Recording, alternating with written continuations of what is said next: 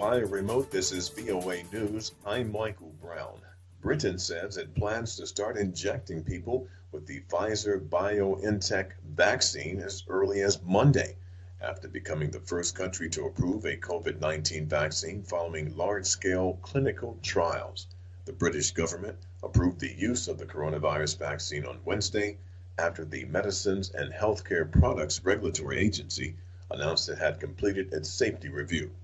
The decision marks a significant milestone in the battle against the pandemic, although challenges remain for poorer health systems in rolling out the vaccine. The U.S. Centers for Disease Control and Prevention warned Wednesday of a bleak winter ahead as the country continues to see nationwide surges of COVID-19 cases.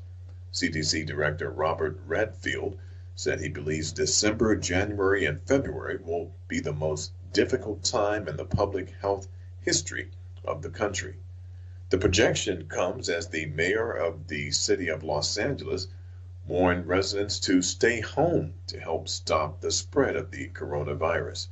Mayor Eric Garcetti said the country would run out of hospitals, the county that is, in Los Angeles, out of hospital beds by Christmas if the current rate of infections continues.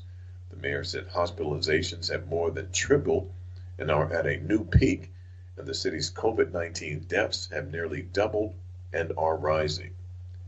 U.S. President-elect Joe Biden met virtually Wednesday with American small business owners and workers who have been impacted by the economic slowdown caused by the coronavirus pandemic. When he takes office January 20th, he will immediately be confronted with the slowing of the U.S. economy's recovery. Via remote, this is VOA News. Hong Kong media tycoon and pro-democracy advocate Jimmy Lai has been arrested and charged with fraud. The 73-year-old Lai appeared in a Hong Kong court Thursday, along with two other executives of his Next Digital company, and reportedly accused of violating terms of the company's lease of its office space. Lai was arrested at his home back in August and charged with suspicion of colluding with a foreign country under the city's new national security law imposed by China. Lai's arrest Thursday comes a day after three young Hong Kong pro-democracy activists, 24-year-old Joshua Wong, Agnes Chow, and Ivan Lam, received jail sentences between 7 and 13 and a half months in connection to a protest outside the city's police headquarters back in June of last year. Lai is one of the highest profile Hong Kongers targeted by the new security law since it went into effect in July. Under the law, anyone in Hong Kong believed to be carrying out terrorism, separatism, subversion of state power, or collusion with foreign forces could be tried and face life in prison if convicted.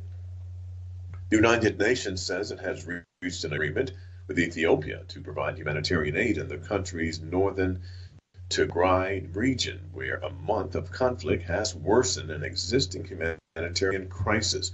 The UN says the deal will give aid workers access to federal government-controlled areas of Tigray, where federal troops have been fighting the Tigray regional government.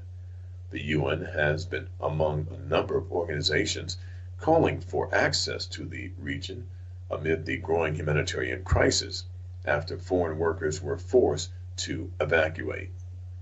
Well, authorities in Indonesia are keeping a close watch on a volcano that forced hundreds of people to flee their villages for safety when it began to spew hot ash thousands of meters into the air. A local disaster agency chief said residents living near Mount Semeru of Java Island still could be at risk as heavy rains threaten to trigger more volcanic flows from the still spewing crater.